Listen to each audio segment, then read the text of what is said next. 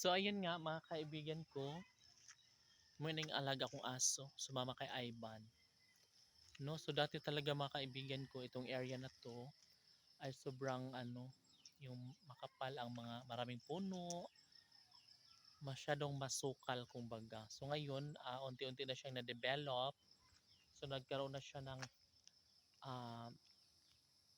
nagkaroon na siya ng ano, mukha, charot.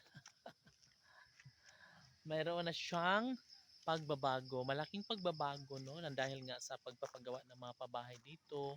So yung dating masukal na lugar ay nagiging tila isa ng baryo, no, ganun siya.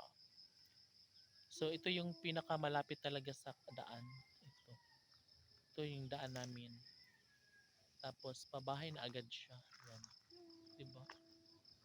Tapos paakyat doon sa may taas, doon.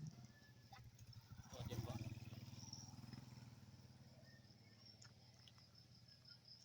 Sobrang ganda dito, guys. Lalong-lalo na kapag magiging maayos na lahat. Meron ng barangay hall, gym, barangay gym, meron ng health center, meron ng eskwelahan, lahat. No, maganda talaga dito, guys. Promise. And ang maganda lang dito kasi sa lugar namin mga kaibigan ko, pag pumunta kami ng bayan is hindi na kami tatawid ng mga ilog-ilog. Unlike before na sobrang mahirap ang daan, sobrang rough road, and dadaan pa kami ng mga sapa-sapa, mga basta ang hirap ng daan. Kung dalawa ang doon sa amin daan, dalawa ang daan doon sa amin, merong paakyat na parang piso na lang langit na. So, syempre umiiwas din kami doon kasi baka madisgrasya ganon. Sobrang hirap ng daan. Kasi pag ganon, yung isa namang daan is rough road, tas may ilog din. Sobrang hirap kaya pag gabi, ayan, pag punta ka ng bayan, uwi talaga ako agad ng mga alas 4, kaya pa alas 5 kasi nga medyo maliwanag pa yun. Pero pagdating ng mga alas 7, oh my God, sobrang hirap ng daan talaga.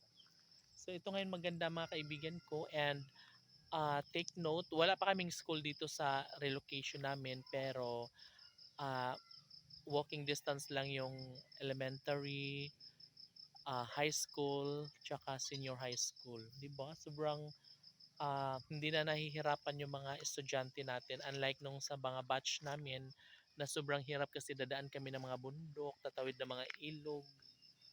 Tapos pagpupunta ng bayan, Diyos ko, tatawid pa ng ilog. Ano ba yan? Sobrang hirap. Pero ngayon, easy na, kaya wala nang dahilan para walang ano, hindi makapagtapos, no? Sana ay maging masipag naman yung mga kabataan para makatapos sila, para magkaroon sila ng magandang edukasyon, no? Magandang kinabukasan. Oh, di ba?